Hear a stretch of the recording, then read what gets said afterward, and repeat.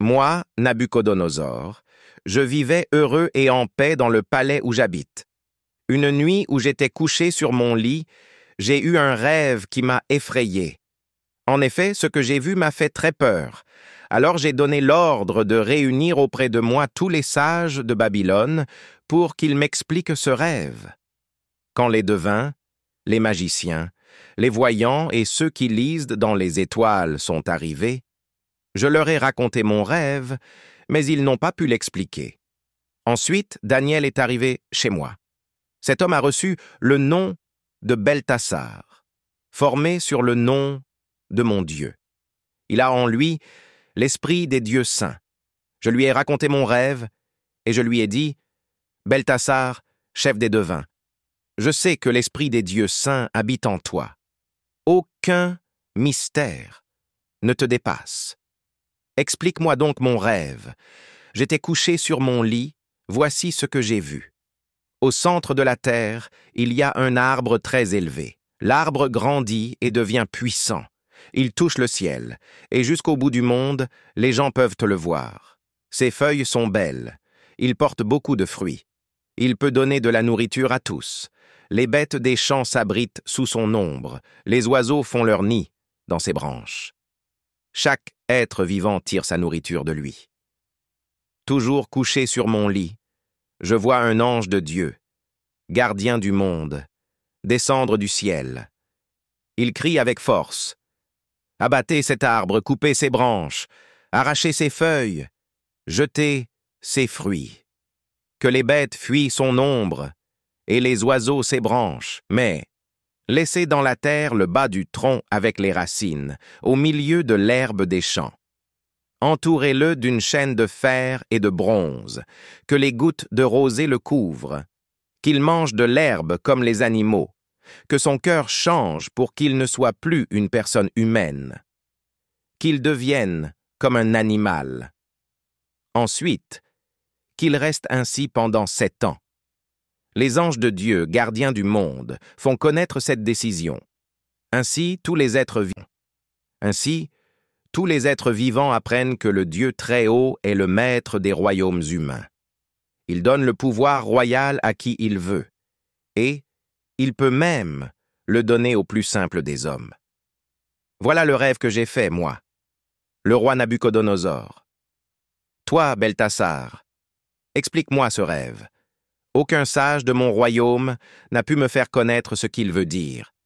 Mais toi, tu le peux, puisque l'esprit des dieux saints habite en toi. Pendant un moment, Daniel, appelé aussi Beltassar, a très peur et ses pensées sont troublées.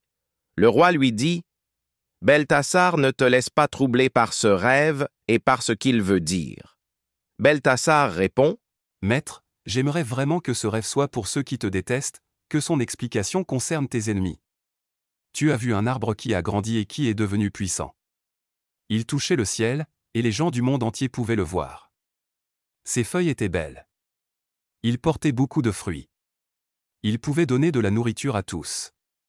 Les bêtes des champs s'abritaient sous son ombre et les oiseaux faisaient leur nid dans ses branches. Eh bien, mon roi, cet arbre, c'est toi. Tu es devenu grand et puissant. Ta grandeur a atteint le ciel, et ton pouvoir royal s'est étendu jusqu'au bout du monde. Ensuite, tu as vu un ange de Dieu, gardien du monde, descendre du ciel.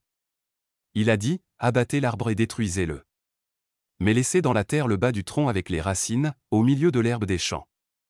Entourez-le d'une chaîne de fer et de bronze. Que les gouttes de rosée le couvrent, et qu'il partage le sort des animaux pendant 7 ans. Mon roi, le Dieu Très-Haut a pris une décision à ton sujet, la voici, tu vas être chassé du milieu des humains. Tu vivras parmi les bêtes sauvages. Tu mangeras de l'herbe comme les bœufs. Tu seras couvert de gouttes de rosée. Cela durera 7 ans. Au bout de ce temps, tu reconnaîtras ceci, le Dieu Très-Haut est le maître des royaumes humains et il donne le pouvoir royal à qui il veut. Voici ce que signifie l'ordre de laisser le bas du tronc de l'arbre et les racines, tu retrouveras ton pouvoir royal quand tu auras compris que le Dieu qui est au ciel est le maître de tout. C'est pourquoi, je te prie, mon roi, d'accepter mon conseil, abandonne tes péchés en agissant de manière juste. Aie pitié des pauvres et répare ainsi le mal que tu as commis. De cette façon, tu continueras peut-être à être heureux. Tout ce que Daniel a annoncé au roi arrive.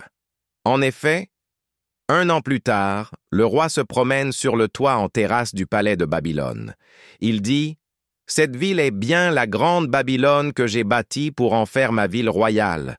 Je l'ai construite grâce à mon immense pouvoir et pour faire honneur à ma grandeur. » Le roi n'a pas encore fini de parler qu'une voix vient du ciel et dit « Roi Nabuchodonosor, écoute ce message. Le pouvoir royal t'est enlevé. Tu vas être chassé du milieu des humains.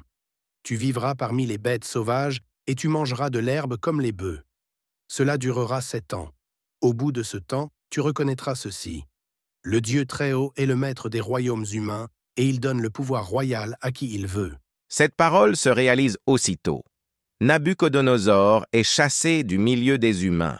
Il mange de l'herbe comme les bœufs. Son corps est couvert de gouttes de rosée. Ses cheveux poussent comme les plumes de l'aigle. Et ses ongles sont aussi longs que des griffes d'oiseaux. Plus tard, Nabuchodonosor dit « À la fin des 7 années, je lève les yeux vers le ciel et je retrouve l'intelligence. Alors je remercie le Dieu Très-Haut. Je chante sa louange et je rends gloire à celui qui vit pour toujours. Son pouvoir royal n'a pas de fin. Il est roi de génération en génération. Les habitants de la terre ne sont rien devant lui. Il traite comme il veut les habitants du ciel et les habitants de la terre. Personne ne peut s'opposer à son pouvoir ni lui dire « Qu'est-ce que tu fais ?» À ce moment-là, je retrouve l'intelligence. Je retrouve aussi l'honneur et la grandeur qui montrent mon immense pouvoir. Mes ministres et mes fonctionnaires importants viennent me chercher. Je retrouve mon pouvoir royal et je reçois encore plus d'honneur qu'avant. C'est pourquoi maintenant, moi, Nabuchodonosor, je chante la louange du roi qui est au ciel. J'annonce sa grandeur et je lui rends gloire. Il agit toujours avec vérité et justice.